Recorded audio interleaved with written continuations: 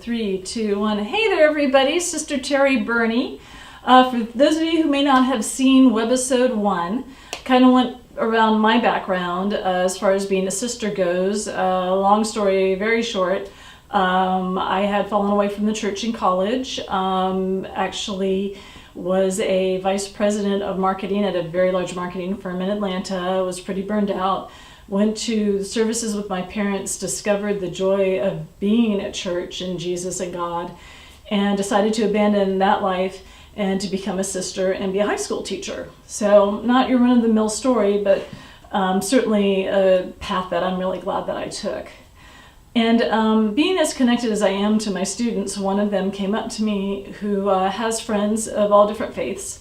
And we really encourage that. It's not like you only can be friends with Catholics. Certainly, we encourage people to be friends, again, with all faiths. And this particular friend of hers was an atheist and was going through some really, really tough times. And so she said what, a lot of people will say is, my thoughts and prayers are with you, and meaning that genuinely. Well, that was sort of met with a humph. What point are prayers? And that really bothered her. And so she came to me and she said, Sister Terry, how do I tell my friend about prayer and the sort of things that you can get out of prayer in a way that they'll understand it? Well, luckily, and this is where I think God comes in your life that you don't expect, was I had just happened to have read a really great article in the Village Voice about praying and talking to an atheist about how to pray. And so I started to tell her a bit about this blog and printed it up and gave her a copy of it. But what I really liked about this particular blog from the Village Voice that was written by Andrew W.K. was that this person came to them and said, my brother is suffering from cancer, has just been diagnosed. My grandmother's first response was that we should all get down on our knees and pray. Well, I felt like that was a huge waste of time because we needed to be doing something for my brother, and praying was just a waste. Well, that person upset the family, upset the grandmother, and felt worse than ever, and said, could you help me convince them that prayer is a waste of time? And I really liked the response to that, which was, prayer is a lot less complicated than people think. In fact, you've probably been praying all this time. I'm really sorry about your brother, but let me explain to you what prayer is.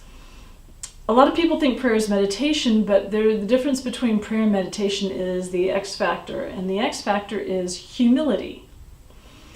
And that's what makes people very uncomfortable about praying, which is by getting down on one knee, you are acknowledging to the universe the vastness of everything that is, that you just don't have all the answers, that the world does not revolve around you, and you have that uncertainty, and you need some clarity to try to get that.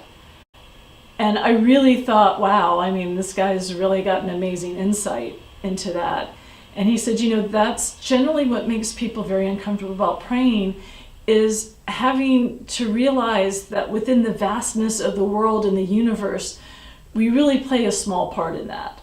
And then, in the Starkfest that is the internet with YouTube, Facebook, Twitter, Instagram, Snapchat, literally we think the world does revolve around us, and oh my gosh, if somebody doesn't like what we say, then, are we just not existing? But I think the fact that he counseled this person to take the time to really think and reflect was very important. And the fact that he said, you've got to think about your own existence, and the fact that if your grandmother didn't exist, either would you. And then he counsels him to do something, which is, I want you to get down on your knees, and I want you to do something very simple. I want you to pray for your brother against all your stubborn tendencies. But I don't want you to pray to ask for anything. I don't want you to try to fix anything. I don't want you to do anything but just concentrate on your love for your brother. I want you to think about your brother more than you have ever thought about him in your entire life. I want you to think about him from the time you were a child until the time that you just saw him today. I want you to feel that love and the panic of losing him. I want that to wash over you. I want you to think so much about your brother and how much you want to embrace him and hold him and be there for him. I want all those feelings to feel like they are coming out of your sides until you feel like your soul will burst. And then I want you to get up. I want you to go to be to your brother and I want you to tell your grandmother that you prayed. And I will tell you, sometimes the best advice doesn't come from a pulpit. Sometimes really good advice can come from places like the Village Voice. So I told my student that, and she went, talked to her friend and sort of relayed, and I had given her a copy of the article, and I think they both looked at it, and her friend was actually open to that. So they both got down on their knees and they prayed.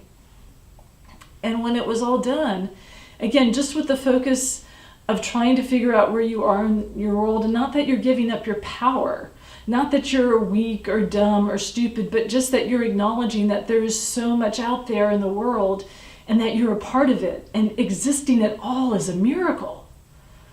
That when they both got up, they just felt so much better. And that made me feel good that I was able to help her and give her some practical advice, that's more than just, we'll say 2 Hail Marys and Our Father and, everything's fixed, which, is not necessarily a bad thing. But sometimes I think, again, we pray so much by rote, we don't always think of our intentions behind prayer. So anyway, I hope this has been helpful for you. I hope it's made you think a little differently about prayer. I mean, this is what I do, and that article really, really helped me. So if after you see this, you feel the need to get down on your knees and pray to whoever or whatever you want, or to reflect on whatever, that's a beautiful thing. So anyway, I hope you come back next week. My name is Sister Terry, and if you have any questions or want to leave any comments, just leave them down there. I will take a look at them, and maybe I'll answer them in a future video.